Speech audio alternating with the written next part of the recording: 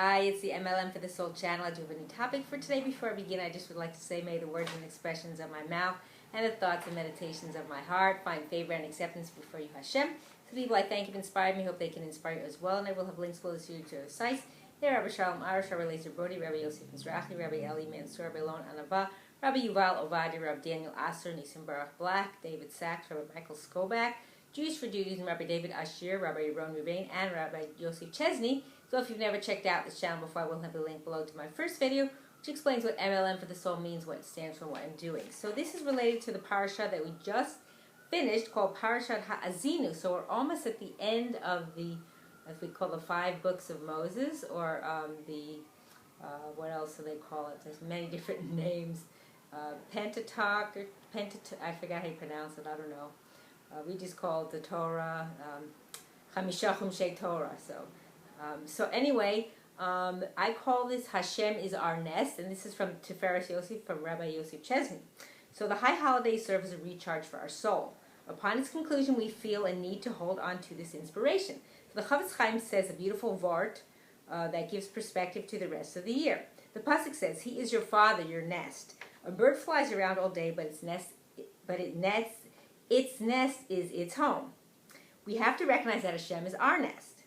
We can fly away from Him at times, but ultimately with Him is our home. Chazal say that we are compared to a dove. The Gemara in Baba Basra says that a dove has an interesting practice. It flies away only as far as its nest is within the range of vision. Says the Chafetz Chaim, we are compared to the dove. Hashem is our nest. We have to make sure that as far as we may wander, we always keep Hashem within our range of vision, ensuring that we can easily return to Him. During Rosh Hashanah Yom Kippur, we are in the nest. Now, many of us begin to wander from it. We must make sure to always keep the nest within our range of vision. I would like to share a beautiful vart. Again, this is Rabbi Chesney saying, it's not me.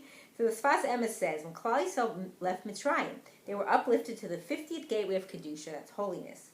They were afraid that they would lose this level. In response, Hashem said, I will give you Ananei HaKavod, which are the clouds of glory, that will help you preserve this holiness. Says the Sfas Emes, every year we have the same discussion. Upon the conclusion of the Yomim Noraim, we appreciate the high level we have achieved. We are concerned that we will be unable to preserve this level. In response, Hashem says, I will give you a sukkah that will help you preserve this level. The sukkah keeps us in the, quote, nest just a little bit longer. It gives us the boost needed to keep Hashem within our range of vision so that we may always return to Him. So for a sukkah to be kosher, the schach, which is the covering on top, some people use different things, bamboo poles or, different things, needs to be provide more shade than sun. If it provides 51% shade, it is kosher. If there's only 49%, it is not. What's the big difference between the two? Why should such a small margin have such a big impact? So perhaps we can answer this based on the following concept. The Gra, which is the Vilna Gaon, says that the sun represents all worldly matters. More shade than sun represents that we are primarily engrossed in spiritual matters, and worldly matters are secondary. This is the lesson of the sukkah. This lesson comes during the harvest season when one reaps the benefit of his labor. At this time, he's at risk of becoming engrossed in materialism. Thus, at this time, we have a reminder that spirituality must be our primary objective. A sukkah that is missing the majority shade, marked by even a small margin, is missing this lesson, as it represents one who is primarily involved in materialism. We can't stay in the nest forever. We must enter the real world. Keeping our primary focus on avodas Hashem allows us to keep the, quote, nest within our range of vision.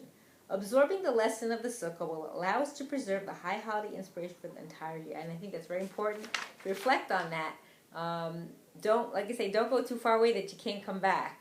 And that has to do with, keeping the mitzvot. Like if you keep cutting the cord, so to speak, the 613 mitzvot, like Rabbi Anava talks about this, how you cut one string, so that's 612, 611.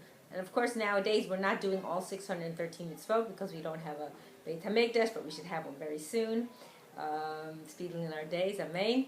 And Kohanim, there's just different things that we don't have, so we don't have to do as many mitzvot as if you don't live in Eretz Yisrael. So there's all these things. But still, if you keep cutting the cord little by little, you get further and further away, and the barrier you can create is stronger and stronger, and your spirituality level goes lower and lower. So you don't want to do that. You want to stay as close as possible. You say Devei Kim, we should be stuck like glue to Hashem.